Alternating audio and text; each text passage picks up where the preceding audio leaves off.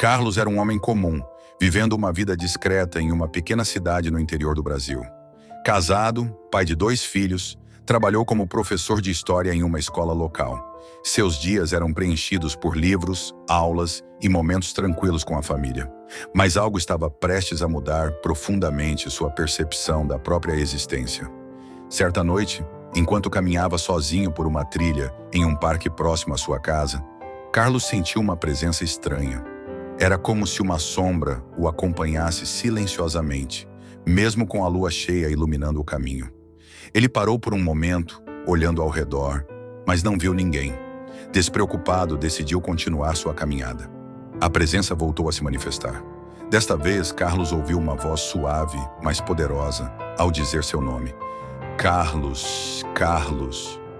Assustado, ele se virou rapidamente e lá estava ela. Uma figura esguia, envolta em um manto escuro, olhos escuros que deixam claro a escuridão da noite. Quem é você? Zerênia perguntou Carlos com uma voz trêmula. Sou a morte, respondeu a figura, com uma calma que parecia cortar o ar. Embora inicialmente aterrorizado, Carlos sentiu um tipo estranho de serenidade ao ouvir essas palavras. Havia algo na maneira como a morte falou que parecia sincero. Por que está aqui? Eu ainda não estou pronto, protestou. Ninguém nunca está pronto, disse a morte. Mas não vim para tirar sua vida hoje. Estou aqui porque você, dentre tantos, busca compreender algo que poucos se atrevem a questionar: o verdadeiro significado da morte.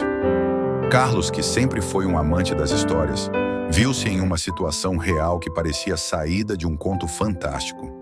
Ele fez a morte-se com ele em um banco ao lado da trilha, e os dois começaram a conversar. Por que as pessoas têm tanto medo de você? Perguntou ele. Porque verão o desconhecido. Pensa-se que eu trago apenas escuridão e sofrimento, respondeu a morte, com um traço de melancolia. Mas, na verdade, ofereça o descanso eterno, a paz depois do turbilhão da vida. Ao ouvir isso, algo em Carlos mudou. Percebeu que a morte, de certa forma, era uma continuação, uma transformação. E aquela breve conversa o fez refletir sobre a maneira como estava vivendo sua vida.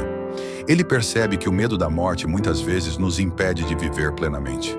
Depois de algum tempo, a morte se declarou para partir. Voltarei um dia, disse ela, mas até lá, viva sem medo.